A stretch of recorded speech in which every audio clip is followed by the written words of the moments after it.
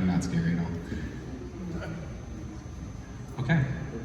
All right, cool. All right, no questions. Anyways, on to the iX.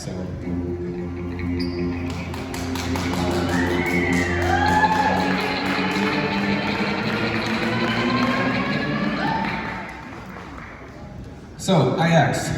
Now, the big distinction between the iX in theory as the i4 is that the iX was designed from the ground up to be an EV. For those of you who are familiar with our model range, you may notice that the i4 looks a whole lot like a 4 Series Crane Coupe.